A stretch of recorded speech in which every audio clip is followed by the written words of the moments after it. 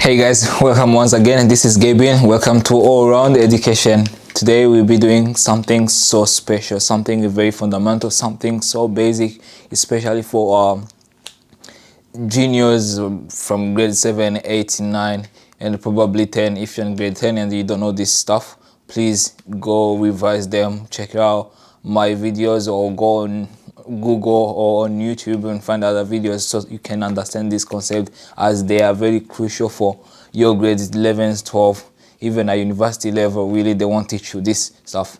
So what we'll be learning today is we are looking at factorization. What does factorization mean? Factorization is a process of writing terms or expression as a product of its factor. Writing is a process. Factorization is a process of writing a term or expression as a product of its factors. Right, so we'll be doing a few different techniques of factorizing an expression or an equation. Right, so there is a common factor method. There is using common difference of perfect squares, and also they are grouping. Right, you can group terms together to factorize something or an expression. So let's see or look at some of the examples that we can get. Right, for instance, the first one that you could start with is, you could look at something like this.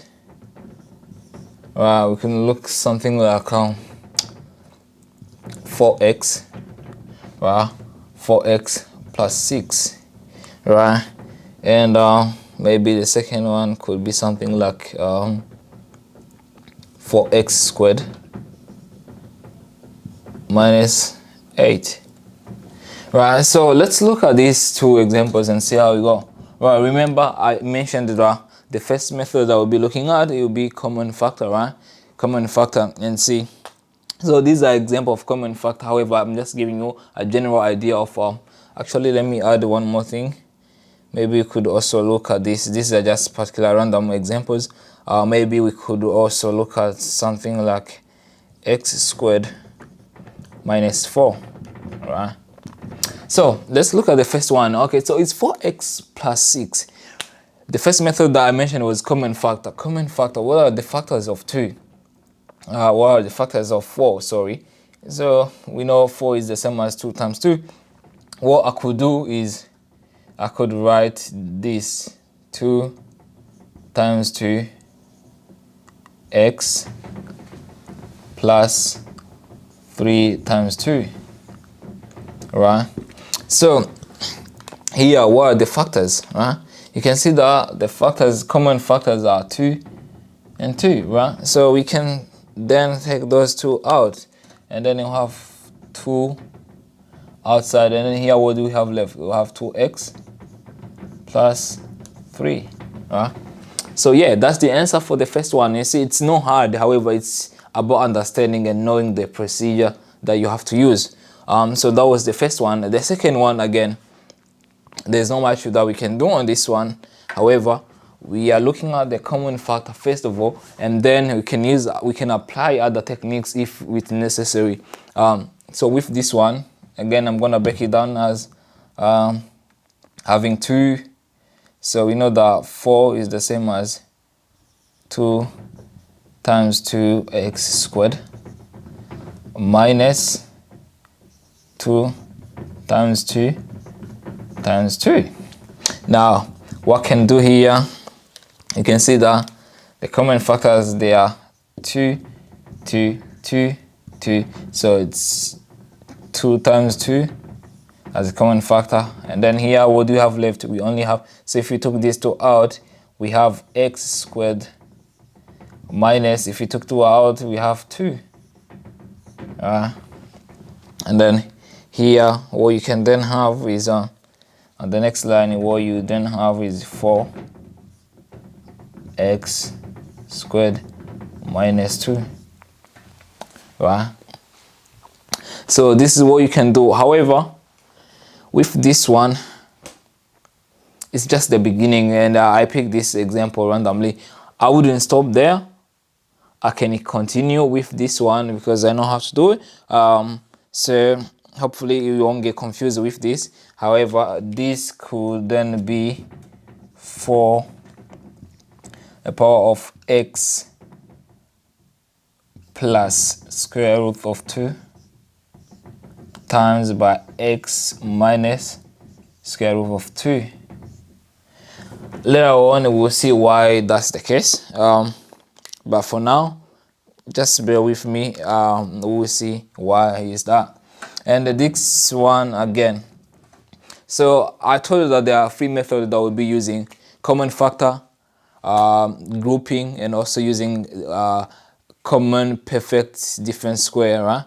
Perfect difference square. This is the perfect difference square, where there are a few formulae that you have to memorize, or you could develop. It's easy, it's up to you, whichever way you like.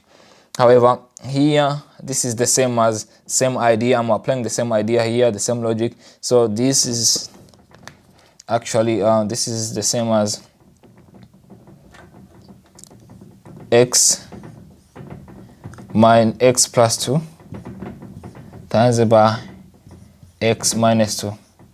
Why does this work? Let's see why, and then I won't explain why, but let's see why this is the case. So what we do is, here we know that when you expand this, you take x times that, and then you also take this times this, then you have this times this, and then you take this times this, right? So that's how we do, but let's develop that and see. So x times x, x times x minus 2 times x, right? And then x times 2 plus 2x. 2 times negative 2 is negative 4. And then here you have x squared minus 2x plus 2x minus 4. And here you end up with x squared minus 4. Why? Because plus 2 minus 2, this will cancel each other, and then you end up x squared minus 4. So you can see that this is the same as this, so I'm not changing anything. However, we get to that level where we understand those differences. So let's look at the first example that I mentioned is a common factor. So I'm gonna rub off this.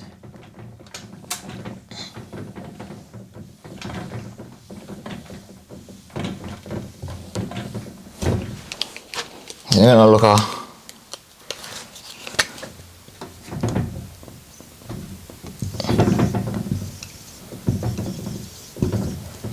common factors,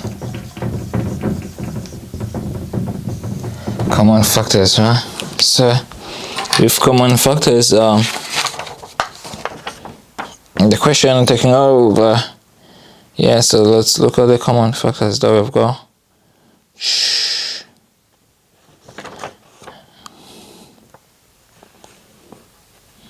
Yeah, so the first one, you have got 3x minus 18, and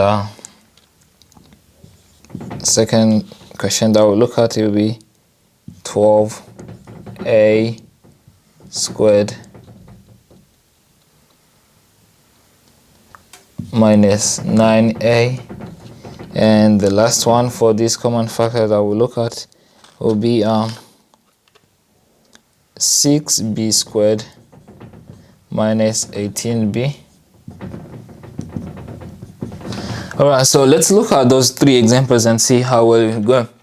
So what do we remember? What we remember is that we are looking at the common factor. So here in 3 we can't do much, so we're at 3x minus, however we know that 3 is a factor of 18, so here what we could do, we know that this is the same as 18 is the same as 3 times 6, right?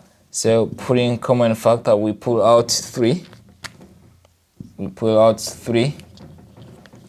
so we take 3 outside, and then we'll have x x minus 6 inside. And that's the answer for the first one.